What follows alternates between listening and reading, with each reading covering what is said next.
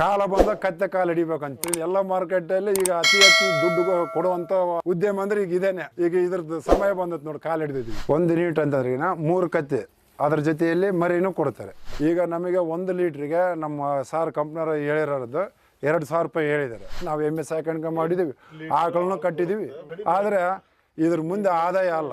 5 ಎಕರೆಯಲ್ಲಿ ಬೆಳೆಯುವಂಥದ್ದು ಈ ಅರ್ಧ ಎಕರೆ ಜಾಗದಲ್ಲೇ ಬೆಳೆಯುವಂಥದ್ದು ಲಾಭದಾಯಕ. ಫರ್ ಒಂದು ಕತ್ತೆಗೆ ಸಹಿತ ಇನ್ಸೂರೆನ್ಸ್ ಇದೆ. ಅಲ್ಲ, ಲಾಸ್ ಅನ್ನೋ ಮಾತೇ ಇಲ್ಲ ಇದರಲ್ಲಿ. ಇವತ್ತು ಬೆಳಿಗ್ಗೆ ಕರೆದ್ರಂತ ಹಾಲು 2 ಲೀಟ್ರ್ ಇದೆ ಸರ್, ಹಾಫ್ ಲೀಟ್ರು ಈ ಥರ ಇದೆ ಸರ್. ಅವರೇ ಸರ್, ಸ್ಟಿಕ್ಕರ್ ಗಿಕ್ಕರ್ ಎಲ್ಲ ಅವ್ರದ್ದೇ ಸರ್. ಭಾಗ್ಯದ ಲಕ್ಷ್ಮಿನೇ ತೋರಿಸ್ದಂಗೆ ನಮ್ಮ ಕಂಪ್ನಿಯವರು. ಇವತ್ತು ಆಲ್ರೆಡಿ ಒಂದು 15 ಜನ 16 ಜನ ರೈತರು ಬಂದು ಹೋದರು ಸರ್.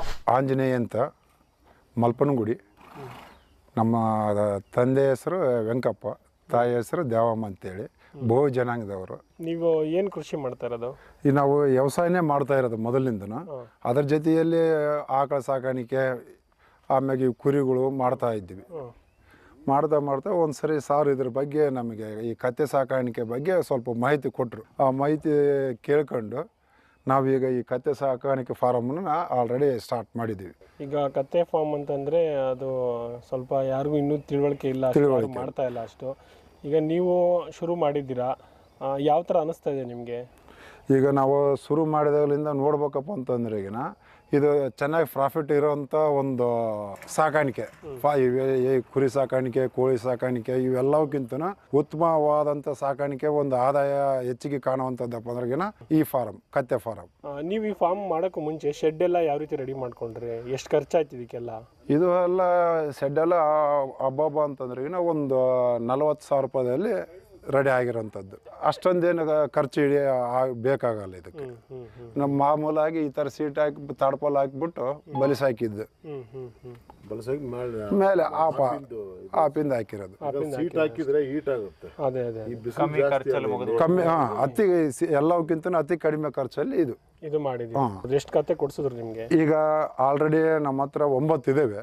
ಅದರಲ್ಲಿ ಹಾಲು ಹಿಂಡುವಂಥದ್ದು 4. ಅವು 4ರಲ್ಲಿ ಅದು ಮರಿ ಕುಡ್ಲಿಕ್ಕಾಗಿ ಅರ್ಧ ಲೀಟ್ರು 600 ml ಪಕ್ಕ ಸಿಗ್ತೈತಿ ದಿನಕ್ಕೆ. 600 ml ಅಂತ ಸಿಗುತ್ತೆ. ಅರ್ಧ ಲೀಟ್ರ್ ಮೇಲೆ ಸಿಗುತ್ತೆ. 700, ಈಗ ಮೊನ್ನೆ ಈದಿರೋದಲ್ಲ, ಅದು 700 ತನಕನೂ ಕೊಡುತ್ತೆ. ಈಗ ಆಲ್ರೆಡಿ ಅವು ಹಳೆ ಇರೋವಂಥದ್ದು ಅದಿದೆ ಅಲ್ವಾ, ಅದು ಬಂದು 700 ತನಕನೂ ಕೊಡುತ್ತೆ. ಇವೆಲ್ಲ 600, ಅದಾದ್ರೂ 600, 500 ಹಂಗೆ ಕೊಡುತ್ತೆ. ಆಮ್ಯಾಗ ಇವಕ್ಕೆ ನಾವು ಹೆಂಗೆ ಹಾಲು ಉತ್ಪಾದನೆಗೆ ಬೇಕಾಗುವಂಥ ಕಾಳು ಕಡಿನ ನಮ್ಮ ರೈತರಿಗೆ ಆಲ್ಮೋಸ್ಟ್ ಗೊತ್ತಿರ್ತೈತೆ. ಹಾಲು ಜಾಸ್ತಿ ಆಗ್ಲಿಕ್ಕೆ ಇವಕ್ಕೆ ಏನೇನು ಬೇಕಾಗ್ತೈತಿ, ಸಜ್ಜಿ ಕಾಳು ಮೊಳಕೆ ಮಾಡಿಬಿಟ್ಟು ಆ ಮೊಳಕೆ ಮಾಡಿ ಇಟ್ಟಿದೀವಪ್ಪ ಅಂತಂದ್ರೆಗಿನ 600 ಕೊಡುವಂಥದ್ದು 700, 800 ತನಕನೂ ಕೊಡುತ್ತೆ. ಬರೀ ಕಟ್ಟಕ್ಕೆ ಮೇಯಿಸ್ತೀರಾ, ಹೊರಗಡೆನೂ ಬಿಡ್ತೀರಾ? ಹೊರಗಡೆ ಬಿಡ್ತೀವಿ, ಹೊರಗಡೆ ಬಿಡ್ತೀವಿ. ನೈಟ್ ಟೈಮ್ ಮುಂದೆ ಇದಕ್ಕೆ ನಾವು ಈಗ ಸಪ್ಪೆ ತಗೊಂಬಂದು. ಎಷ್ಟಂಗೆ ಅಮೌಂಟ್ ಕೊಡ್ತಿದ್ದಾರೆ ನಿಮಗೆ? ಈಗ ನಮಗೆ 1 ಲೀಟ್ರಿಗೆ ನಮ್ಮ ಸಾರ್ ಕಂಪ್ನಿಯವರು ಹೇಳಿರೋದು 2,000 ರೂಪಾಯಿ ಹೇಳಿದ್ದಾರೆ. ಈಗ ಹಾಲು ಕರಿಬೇಕಾರೆ ಯಾವ ಥರ ಕರೀತಾರೆ ಸರ್? ಏನಾದ್ರು ತೊಂದರೆ ಮಾಡ್ತಾವ ಅವು ಕಚ್ಚೋದು ಒದೆಯೋದು? ಸರ್, ಇವು ಆಲ್ರೆಡಿ ಅಭ್ಯಾಸ ಇರೋಂಥ ಕತ್ತಿನೇ. ಈಗ ನಮ್ಮ ಹತ್ರ ಬಂದಿದ್ದಾವಲ್ಲ, ನಮ್ಮ ಚಿಕ್ಕ ಹುಡುಗರೆಲ್ಲ ಅದರಲ್ಲಿ ಮಲಿ ಕೈಯಾಕ ಹಾಲು ಹಿಂಡುತ್ತವೆ, ಒದೆಯಲ್ಲ. ಕಾಟ್ವಾಡಿ, ಇದು ಹಲಾರಿ, ಅದು ಕಾಟ್ವಾಡಿ. 2 ಜಾತಿ ಕತ್ತೆಗಳು ಈಗ ನಿಮ್ಮ ಹತ್ರ ಇದೆ. ಪ್ರಸ್ತುತ ನಮ್ಮ ಹತ್ರ ಈಗ 2 ಇದಾವೆ. ಈಗ ಅವ್ರ ಕಡೆಯಿಂದ ಬೇರೆ ಬೆನಿಫಿಟ್ಸ್ ಯಾವ ಥರ ಐತಿ? ಈಗ ಹಾಲು ಶೇಖರಣೆ ಮಾಡಲಿಕ್ಕೆ ಫ್ರಿಜ್ ಕೊಟ್ಟಿದ್ದಾರೆ. ಆಮ್ಯಾಗ ಅವು ಕತ್ತೆಗಳಿಗೆ ಮೊಳಕೆ ಮಾಡಿ ಕಾಳುಗಳನ್ನ ಮೊಳಕೆ ಮಾಡಿ ಇಡುವಂಥ ಟ್ರೈಗಳನ್ನೂ ಕೊಟ್ಟಿದ್ದಾರೆ. ಹೈಡ್ರೋಪಾನಿಕ್ 1 ಯೂನಿಟ್ ಜೊತೆಯಲ್ಲಿ ಫ್ರಿಜ್ಜು ವಿತ್ ಅವಕ್ಕೆ ಇಡುವಂಥ ಕಾಳು ಕಡಿಗಳು ಎಲ್ಲ ತಟ್ಟೆಗಳನ್ನ ಅವರೇ ಕೊಡ್ತಾರೆ. ಈಗ ಒಂದ್ ವೇಳೆ ಕತ್ತೆಗೆ ಏನಾದ್ರು ಆಯ್ತು, ಹುಷಾರಿಲ್ದಂಗೆ ಆಯ್ತು, ಅವಾಗ ಹೆಂಗೆ? ಈಗ ಕತ್ತೆ ಹಂಗೇನಾದ್ರೂ ಹುಷಾರಿಲ್ದಂಗೆ ಆಯ್ತಪ್ಪ ಅಂತಂದ್ರೆಗಿನ ನಾವಿಲ್ಲಿ ಲೋಕಲ್ ಡಾಕ್ಟ್ರು, ಅವರು ಸಾರಿಗೆ ಸಂಬಂಧ ಇರುತ್ತೆ, ಅವರು ಗೌರ್ಮೆಂಟ್ ಡಾಕ್ಟ್ರನ್ನೇ ಕಳಿಸ್ತಾರೆ, ಚೆಕ್ ಮಾಡ್ತಾರೆ.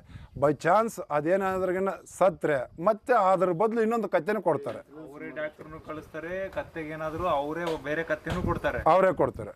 ಮತ್ತೆ ಕತ್ತೆಗೆ ಇನ್ಸೂರೆನ್ಸ್ ಇರ್ತದೆ. ಇನ್ಸೂರೆನ್ಸ್ ಇದೆ ಕತ್ತೆಗೆ. ಫರ್ ಒಂದು ಕತ್ತೆಗೆ ಸಹಿತ ಇನ್ಸೂರೆನ್ಸ್ ಇದೆ. ಹೌದು. ಅಂದ್ರೆ ನಿಮ್ಗೆ ಯಾವುದೇ ರೀತಿಯಾದಂತ ಲಾಸ್ ಇದ್ರಲ್ಲಿ ಆಗುತ್ತೆ ಅನ್ನೋದೇ ಇಲ್ಲ? ಲಾಸ್ ಅನ್ನೋ ಮಾತೇನೇ ಇಲ್ಲ ಇದ್ರ. ಪ್ರೆಗ್ನೆಂಟ್ ಆದಾಗ ಅದನ್ನ ರಿಪ್ಲೇಸ್ ಮಾಡಿ ಮತ್ತೆ ಹಾಲು ಕರೆಯೋದು ಕೊಡ್ತಾರೆ ಅಂತ ಕೇಳಿದೆ. ಅದು ಈಗ ಪ್ರೆಗ್ನೆಂಟ್ ಆಯ್ತಪ್ಪ ಅಂತಂದ್ರೆ ಅದು ಇದಾದ್ಮೇಲೆ ಮತ್ತೆ ನಮಗೆ ಹಾಲು ಹಿಂಡಕ್ಕೆ ಅದೇ ಕತ್ತಿನ ಕೊಡ್ತಾರೆ. ಈಗ ಹಾಲು ತಗೊಂಡು ಹೋಗ್ಬೇಕಾರೆ ಯಾವ ರೀತಿ ಚೆಕ್ ಮಾಡಿ ಅವರು ತಗೊಂಡು ಹೋಗ್ತಾರೆ ಅದ್ರ ಬಗ್ಗೆ? ಈಗ ಸಾರ್ಬ ಅವರು ಕಂಪ್ನಿ ಕಡೆಯಿಂದ ಬರ್ತಾರೆ, ನಾವು ಅಲ್ಲಿ ಶೇಖರಣೆ ಮಾಡಿರೋಂಥದ ಬಾಟ್ಲು ಕೊಡ್ತಾರೆ. ಫಸ್ಟ್ಗೆ ಖಾಲಿ ಬಾಟ್ಲಲ್ಲಿ ಕೊಡ್ತಾರೆ, ಅವರ ಬಾಟ್ಲಿಗೆ ಕೊಡ್ತಾರೆ. ಆ ಖಾಲಿ ಬಾಟ್ಲಲ್ಲಿ 1/2 ಲೀಟ್ರದ್ದು ಬಾಟ್ಲ್ ಇರುತ್ತೆ, ಅದರಲ್ಲಿ ನಾವು ತುಂಬಿಸಿಟ್ಟಿರ್ತೀವಿ. ಈಗ ನಾವು ಬೆರಿಕೆ ಆದ್ರೂ ಇನ್ನೊಂದು ಬೆರಿಕೆ ಮಾಡಿದ್ರು ಸಹಿತ ಅವ್ರ ಕಂಪ್ನಿಯವ್ರು ಕಂಡು ಹಿಡಿತಾರೆ. ಈಗ ನಿಮಗೆ ಅಂತ ಒಂದು ಕೋಡ್ ಮೆನ್ಷನ್ ಮಾಡಿಕೊಟ್ಟಿರ್ತಾರೆ. ಹಾಂ, ನಮಗೆ ಅಂತೇಳಿ ಒಂದು ಕೋಡ್ ಮೆನ್ಷನ್ ಮಾಡಿಕೊಟ್ಟಿರ್ತಾರೆ. ಯಾವುದೇ ಥರ ಬೇರಿಕೆ ಇಲ್ದಂಗೆ ಕೊಡ್ಬೇಕು ಅವ್ರಿಗೆ. ಹೆಂಗೆ ನಮ್ಮ ರೈತರು ಮಾಡ್ಬೋದಾ ಇದನ್ನ? ನಮ್ಮ ರೈತರು ಸದಾಸಿದ್ಧವಾಗಿ ಈಗ ನಂದು ಇಲ್ಲಿ 6 ಎಕರೆ ಭೂಮಿ ಐತಿ. 1 ಎಕರೆಯಲ್ಲಿ ನಾನು ಬಿತ್ತಿ ಬೆಳೆದ್ರೂ ಎಷ್ಟು ಬೆಳಿಬಲ್ಲೆ ನಾನು? 1 ಎಕರೆಗೆ ಹಬ್ಬ ಅಂತಂದ್ರೆ ಎಲ್ಲದು ತೆಗಿಲಿಕ್ಕಾಗಿ ನನಗೆ 1 ಎಕರೆಗೆ 40,000 50,000 ರೂಪಾಯಿ ಲಾಭ ಸಿಗಲ್ಲ.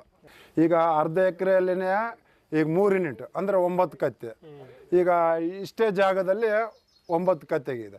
ಅರ್ಧ ಎಕರೆಯಲ್ಲಿ ಬೆಳೆಯೋದಕ್ಕಿಂತ 5 ಎಕರೆಯಲ್ಲಿ ಬೆಳೆಯೋಂಥದ್ದು ಈ ಅರ್ಧ ಎಕರೆ ಜಾಗದಲ್ಲೇ ಬೆಳೆಯೋಂಥದ್ದು ಲಾಭದಾಯಕ. ಈಗ ಪ್ರೆಸೆಂಟ್ ನಾವು ಮಾಡ್ತಾ ಇರೋದ ಪ್ರಕಾರ ಆದ್ರೆ ಇದೇ ಹೆಚ್ಚಿನ ಆದಾಯ ಅಂತ ನಮ್ಮ ಅನಿಸಿಕೆ.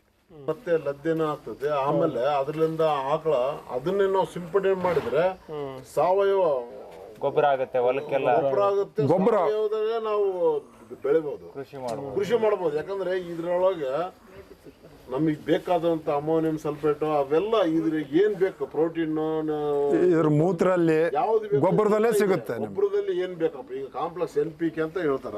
ಆ NPK ಅವನು ರಾಸಾಯನಿಕ ಯೂಸ್ ಮಾಡಿರ್ತಾನೆ. ಬಟ್ ಇದು ಹಂಗಲ್ಲ, ನ್ಯಾಚುರಲ್ ಆಗಿ ಅದಕ್ಕೆ ಸಿಗುತ್ತೆ.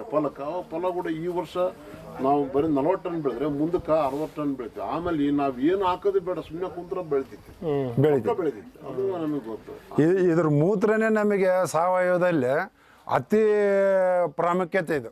ಈ ಗೊಬ್ಬರ ಇದು ಅದ್ರ ಜೊತೆಯಲ್ಲಿ ನಮ್ಮ ಈ ಆಕಳ ಗೊಬ್ಬರ, ಈ ಗೊಬ್ಬರ ಸಿಕ್ತಪ್ಪ ಅಂತಂದ್ರೆಗಿನ ಈ ರಾಸಾಯನಿಕ ಗೊಬ್ಬರ DAP GAP ಇನ್ನೊಂದು 100% ಅವಶ್ಯಕತೆನೇ ಇಲ್ಲ. ಈಗ ನೀವು ಹಸು ಸಾಕಣೆ ಮತ್ತು ಎಮ್ಮೆ ಸಾಕಾಣಿಕೆಗೆ ಹೋಲಿಸ್ಕೊಂಡ್ರೆ ಇದು ನಿಮಗೆ ಎಷ್ಟು ಅನುಕೂಲ ಇದೆ? ಅದಕ್ಕಿಂತ ಇದು 3 ಪಟ್ಟು ಜಾಸ್ತಿ ಅಂತ ಹೇಳಬಲ್ಲಿವಿ ನಾವು.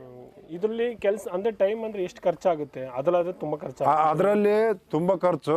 ಆಮ್ಯಾಕ ಅದು ಎಮ್ಮೆ ಸಾಕಾಣಿಕೆ ಆದ್ರೂ ಅಷ್ಟೇ, ಹಸು ಸಾಕಾಣಿಕೆ ಆದ್ರೂ ಅಷ್ಟೇ, ರಿಸ್ಕ್ ಜಾಸ್ತಿ, ಹೆವಿ ಕೆಲಸ. ಇವಕ್ಕ ನೋಡ್ರಿ ಕಟ್ಟಿ ಮೇಸಂಗಿಲ್ಲ. ಹಿಂಗೆ ಹೊರಗಡೆ ಬಿಟ್ಟಿದ್ವಪ್ಪ ಅಂತಂದ್ರೆಗಿನ ಸೀದಾ ಹೋಗ್ತೈತೆ, ಸ್ವಲ್ಪ ಹೊತ್ತು ಮೈತೈತೆ, ತಗೊಂಬಂದು ಬಿಟ್ಟಿದ್ದೀವಪ್ಪ ಅಂತಂದ್ರೆ ಆಯ್ತು. ಅವು ಹಂಗಲ್ಲ. ಅವು ಎನಿ ಟೈಮ್ ನಾವು ಏನು ಹಾಕಿದ್ರು ಸಹಿತನ ಅದರದಷ್ಟೇ ಜೀವನ. ಎಮ್ಮೆದಾದ್ರೂ ಅಷ್ಟೇ, ನಾವು ಎಮ್ಮೆ ಸಾಕಾಣಿಕೆ ಮಾಡಿದ್ದೀವಿ, ಆಕಳನ್ನು ಕಟ್ಟಿದ್ದೀವಿ. ಆದರೆ ಇದ್ರ ಮುಂದೆ ಆದಾಯ ಅಲ್ಲ. ಡೈಲಿ ಎಷ್ಟು ಗಂಟೆ ಹೊರಗಡೆ ಬಿಡ್ತೀರಾ ನೀವು? ಇವಾಗ ಇಲ್ಲೇ ಮೇವು ಹಾಕಿದ್ದೀರಾ? 7, 8, 7ವರೆಗೆ ಬಿಡ್ತಾರೆ. ನಾವು 9 ಗಂಟೆಗೆ ಎಲ್ಲ ಹೊರಗಡೆ ಬಿಟ್ಬಿಡ್ತೀನಿ ಸರ್. ಹ್ಞೂ ಸರ್, 9 ಗಂಟೆಗೆ ಬಿಟ್ಟಿದ್ದೀವಪ್ಪ ಅಂತಂದ್ರೆಗಿನ ಮಧ್ಯಾಹ್ನ ಅಲ್ಲೇ ಮೇಸ್ಕೊಂತಾನೆ ನೀರು ಕುಡಿಸ್ತೀವಿ ಒಂದು ಟೈಮು. ಮತ್ತೆ ಈ ಜಾಗಕ್ಕೆ ಬಂದಾದ್ಮೇಲೆ ಒಂದು ಟೈಮ್ ನೀರು ಕುಡಿಸಿ ಈ ಥರ ಮೇವಾಗಿ ಬಿಟ್ಬಿಡ್ತೀವಿ ಸರ್. ಹ್ಞೂ ಸರ್. ಇಲ್ಲೇ ಅಂದರೆ ಒಳ್ಳೆ ಅವಕ್ಕೆ ಪೌಷ್ಟಿಕ ಆದಂಥ ಆಹಾರನೇ ಕೊಡ್ತೀರಾ ನೀವು? ಹೌದು ಸರ್. ಹಾಲು ಎಷ್ಟು ಗಂಟೆ ಕರೀತೀರಾ? ಬೆಳಿಗ್ಗೆ ಸಾಯಂಕಾಲ? ನಾವು ಬೆಳಿಗ್ಗೆ 9 ಗಂಟೆಗೆ ಹಾಲು ಕರೆದ ನಂತರ ಹೊರಗಡೆ ಬಿಡ್ತೀವಿ. ಒಂದೇ ಟೈಮ್ ಇದು ಹಾಲು ಕರಿಯೋದು. ಬೆಳಿಗ್ಗೆ ಕರೀತೀರಾ ಸಾಯಂಕಾಲ? ಬೆಳಿಗ್ಗೆನೆ ಕರಿಯೋದು. ಬೆಳಿಗ್ಗೆ ಕರೆದು ಬಿಡ್ತೀರಾ? ಹೌದು, ಬೆಳಿಗ್ಗೆ ಒಂದೇ ಟೈಮ್ ಕರಿಯೋದು. ಬೆಳಿಗ್ಗೆ ಒಂದೇ ಟೈಮ್, ಏನು ಕರಿಯಲ್ಲ. ಸಾಯಂಕಾಲ ಏನಿಲ್ಲ. ಮತ್ತು ನಾವೇನಾದ್ರಿಗಿನ ಹಿಂಡಿಲ್ಲಪ್ಪ ಅಂದ್ರೆಗಿನ ಸಂಜೆ 6 ಗಂಟೆ ಮೇಲ್ಪಟ್ಟಿನೇ ಹಾಲು ಹಿಂಡು. ಮರಿಗಳು ಬೇರೆ ಇದಾವೆ ಅದ್ರ ಜೊತೆಗೆ. ಈಗ 1 ಯೂನಿಟ್ಗೆ 3 ಕತ್ತೆ ಅಂದ್ರೆ 3 ಮರಿನೂ ಕೊಟ್ಟಿರ್ತಾರೆ. ಆ ಮರಿಗೆ ಹಾಲು ಹೆಂಗೆ? ಅದು ಹಾಲು ಆಲ್ರೆಡಿ ಅದಕ್ಕೆ ಬಿಟ್ಟು ನಮಗೆ ಅರ್ಧ ಲೀಟ್ರ್ ನಾವು ಹೇಳಿರೋದು. ಕತ್ತೆ ಮರಿಗೆ ಹಾಲು ಕುಡಿಸಿದಾದ್ಮೇಲೆ ನೀವು ಕರಿಯೋದು? ಮೊದಲಿಗೆ ನಾವು ಕರಿಯಕ್ಕೆ ಹೋದ್ರಿಗೆ ಹಾಲು ಕೊಡಲ್ಲ. ಅದು ಕುಡಿದ ನಂತರನೇ ನಾವು ಹಾಲು ಕರಿಬೇಕು. ಮರಿ ಕುಡಿದ್ಮೇಲೆ ನಿಮ್ಗೆ ಹಾಲು ಕೊಡೋದು? ನೋಡ್ರಿ, ಅದು ತಾಯಿ. ಮತ್ತೆ ಮರಿಗಳನ್ನು ಬೆಳವಣಿಗೆ ಬರ್ತವೆ, ನಿಮಗೂ ಅನುಕೂಲ ಆಗುತ್ತೆ. ಕತ್ತೆ ಹಾಲು ಕುಡಿಯೋದ್ರಿಂದ ಏನು ಅಷ್ಟು ಉಪಯೋಗ ನಮ್ಮ ಜನರಿಗೆ? ಸರ್, ಈಗ ಎಲ್ಲ ಹಾಲಿನಲ್ಲಿ ಇರೋಂಥ ವಿಟಮಿನ್ ಅವೇನೇನು ಕ್ಯಾಲ್ಸಿಯಮ್ ಗೀಲ್ಸಿಯಮ್ ಅದಾವಲ್ಲ, ಅವೆಲ್ಲಕ್ಕಿಂತನೂ ಇದು 5 ಪಟ್ಟು ಇದರ ಹಾಲಲ್ಲಿ ಇದೆ. ಅತಿ ಹೆಚ್ಚು ಪೌಷ್ಟಿಕಾಂಶ ಇದರಲ್ಲಿ ಜಾಸ್ತಿ. ಈಗ ನಮ್ಮ ಹಳ್ಳಿಯಲ್ಲಿ ಮೊದಲಿಗೆಲ್ಲ ಮಕ್ಕಳು ಸರಿ ಊಟ ಮಾಡದೇ ಇದ್ರೆ, ಅವನದು ಬೆಳವಣಿಗೆ ಆಗದೇ ಇದ್ರೆ, ನಮ್ಮ ಹಳ್ಳಿಯಲ್ಲಿ ಫಸ್ಟ್ ಕತ್ತೆ ಹಾಲು ಹಿಂಡ್ಕೊಂಬೋಗಲಿ, ಅವ್ನಿಗೆ ಸ್ವಲ್ಪ ಕುಡಿಸಿಬಿಡ್ರಲಿ ಅಂಬರು. ಅವನಿಗೆ ಕುಡಿಸಿದಪ್ಪ ಅಂದ್ರೆ, ಒಂದು ಟೈಮ್ ಕುಡಿಸಿದಪ್ಪ ಅಂದ್ರೆ ಅವತ್ತಿಂದನೇ ಅವನು ಊಟನೂ ಚೆನ್ನಾಗಿ ಮಾಡ್ತಾನೆ, ಎಲ್ಲದನ್ನು ಇದಾಗಿಬಿಟ್ಟಿರ್ತಾನೆ. ಹೊಟ್ಟೆ ಹಸುವಾಗೋದಕ್ಕೂ ಪ್ರತಿಯೊಂದಕ್ಕೂ ಮದ್ದು ಥರ, ಇದು ಔಷಧಿ ಥರ. ಅವಾಗ ನಾವು ಸಣ್ಣರಿದ್ದಲ್ಲಿಂದ ನಮಗಾದ್ರೂ ನಾವು ಮಕ್ಕಳಿದ್ದಾಗ ನಮಗೆ ಕುಡಿಸಿದ್ದಾರೆ ಆಲ್ರೆಡಿ. ಹಾಂ, ಕುಡ್ದಿದ್ದೀವಿ ನಾವು. ಈಗ ನಾವು ಆದ್ರೆ ನಮ್ಮ ಮುಂದೆ ಹುಟ್ಟಿರೋ ಮಕ್ಕಳಿಗೆ ಅವನೇನು ಸರಿಯಾಗಿ ತಳ್ಳಿಗೆ ಆ ಹೊಟ್ಟೆ ಡುಮ್ಕೆ ಹಂಗಿದಾನಪ್ಪ ಅಂದ್ರೆ ನಾ ಕಂಪಲ್ಸರಿ ಕತ್ತಿ ಹಾಲು ಕುಡಿಸ್ತೀವಿ. ಅದಕ್ಕೆ ಕತ್ತಿ ಹಾಲು 1 ಲೀಟರ್ಗೆ 2,000 ಆಗಿರೋದು ಮತ್ತೆ. ನಮಗೆ ಗೊತ್ತಿಲ್ಲಲ್ಲ ಸರ್. ಈಗ ಚಿಕ್ಕ ಪ್ರಮಾಣದಲ್ಲಿ ಮಾಡಿ ಸಕ್ಸಸ್ ಆಗಿದ್ದೀರಾ, ಇನ್ನು ದೊಡ್ಡ ಪ್ರಮಾಣದಲ್ಲಿ ಮಾಡ್ಬೇಕು ಅಂತ ಪ್ಲಾನ್? ಈಗ ನಾವು ಇನ್ನೂ ಮ್ಯಾಕ್ಸಿಮಮ್ 30 ಕತ್ತಿ ತನಕ ನಾವು ಮಾಡ್ಬೇಕಂತಿದ್ದೀವಿ ಸರ್. 30 ತನಕ ಮಾಡ್ಬೇಕಂತಿದ್ದೀವಿ. ತನಕ ಮಾಡ್ಬೇಕು ಅಂತಿದ್ದೀರಾ. ನಿಮಗೆ ಫ್ಯಾಮಿಲಿ ಎಲ್ಲ ಸಪೋರ್ಟ್ ಮಾಡಿದಾರಾ? ಖುಷಿ? ಹಾಂ, ನಮ್ಮ ಫ್ಯಾಮಿಲಿಯಲ್ಲಿ ಈ ಥರ ಹಿಂಗೆ ಮಾಡೋಣ ಅಂತ ಹೇಳಿದಾಗ ಆಯ್ತಪ್ಪ, ಮತ್ತು ಅದ್ರದ್ದು ಲಾಭ ನಷ್ಟ ಅದು ನಿನಗೆ ಗೊತ್ತು, ಸ್ಟಾರ್ಟ್ ಮಾಡಪ್ಪ ಅಂತಂದ್ರೆ ಮಾಡಿದ್ದೀವಿ ಸರ್. ಈಗ ರೈತೆಲ್ಲ ಬಂದು ನೋಡ್ಕೊಂಡು ಹೋಗ್ತಾ ಇದ್ದಾರೆ ಅಲ್ಲಿ? ಆಲ್ರೆಡಿ ವಿಸಿಟ್ ಮಾಡ್ತಾ ಇದ್ದಾರೆ ಸರ್, ನೋಡ್ತಾ ಇದ್ದಾರೆ. ಈಗ ಕೆಲವು ನಮ್ಮ ರೈತರೆಲ್ಲ ಎಲ್ಲದಕ್ಕಿಂತ ನಮಗೆ ಒಳ್ಳೆ ಆದಾಯ ಅಂತಂದ್ರೆ ಇದೇ ಸಾಕಾಣಿಕೆ ಚೆನ್ನಾಗೈತಪ್ಪ ಅಂತಂತಾರೆ. ಮಾಡ್ತೀವಿ ಅಂತಾರೆ ಅವರು. ಹ್ಞೂ ಸರ್, ಇವತ್ತು ಆಲ್ರೆಡಿ ಒಂದು 15 ಜನ 16 ಜನ ರೈತರು ಬಂದು ಹೋದ್ರು ಸರ್. 15-16 ಜನ. ಹ್ಞೂ ಸರ್. ಯಾಕಂದ್ರೆ ರೈತರಿಗೆ ಇಂಥದ್ದೊಂದು ಕಂಪ್ನಿ ತುಂಬಾ ಹೆಲ್ಪ್ ಮಾಡ್ತಿದೆ. ಕಂಪ್ನಿ ಬಗ್ಗೆ ನೀವೇನು ಹೇಳ್ತೀರಾ ಸರ್? ಕಂಪ್ನಿ ಬಗ್ಗೆ ಹೇಳ್ಬೇಕಪ್ಪ ಅಂತಂದ್ರೆ ಈಗ ಇದು ಒಂದು ನಮಗೆ ಭಾಗ್ಯದ ಲಕ್ಷ್ಮಿನೇ ತೋರಿಸ್ದಂಗೆ ನಮ್ಮ ಕಂಪ್ನಿಯವರು. ಈ ಕಡೆ ಈಗ ಪ್ರಸ್ತುತ ನಮ್ಮ ಹೊಸಪೇಟೆ ತಾಲೂಕಲ್ಲಿ ನಾವು ನೋಡ್ಲಿಕ್ಕಾಗಿ ಈ ಒಂದು ಫಾರ್ಮ್ ಸುತ್ತಮುತ್ತ ಎಲ್ಲಿನೂ ಇಲ್ಲ. ಫಸ್ಟ್ ಟೈಮ್ ನಮ್ಮ ಸಾರ್ ಅವರು ಬಂದು ಇದನ್ನು ಮಾಡಿಸಿದ್ದಾರೆ. ನೀವು ಮಾಡ್ರೆ ಇದರಲ್ಲಿ ನಿಮಗೆ ಯಾವ ಥರ ಲಾಭ ಐತಿ ಹೆಂಗೈತಿ ಅಂತೇಳಿ ಕುಂತ್ಕೊಂಡು ಬಿಡಿಸಿ ಹೇಳಿ ನಮಗೆ ತಿಳಿಸಿ ಇದನ್ನು ಮಾಡಿಸಿದ್ದಾರೆ ಸರ್. ನೀವೀಗ ಸಕ್ಸಸ್ ಆಗಿದ್ರೆ ಖುಷಿ ಆಯ್ತು ನಿಮ್ಗೆ? ಖುಷಿ ಇದೆ ಸರ್. ಇವತ್ತು ಬೆಳಿಗ್ಗೆ ಕರೆದ್ರಂಥ ಹಾಲು 2 ಲೀಟ್ರ್ ಇದೆ ಸರ್, ಹಾಫ್ ಲೀಟ್ರು ಈ ಥರ ಇದೆ ಸರ್. ಈ ಥರ ಡಬ್ಬಿ ಕೊಡ್ತಾರೆ ಸರ್. ಡಬ್ಬಿಯಲ್ಲಿ ನಾವು ಇದು ಮಾಡ್ಬೇಕು ಸರ್. ಫ್ರಿಡ್ಜ್ನು ಅವರೇ ಕೊಡ್ತಾ ಇದ್ದಾರೆ? ಫ್ರಿಜ್ನ ಅವ್ರದ್ದೇ ಸರ್. ಇದು 1/2 ಲೀಟ್ರ್ ಬಾಟಲ್ ಸರ್. ಅವರೇ ಕೊಡೋಂಥ ಬಾಟ್ಲು? ಅವರೇ ಸರ್. ಆ ಸ್ಟಿಕ್ಕರ್ ಗಿಕ್ಕರ್ ಎಲ್ಲ ಅವ್ರದ್ದೇ ಸರ್.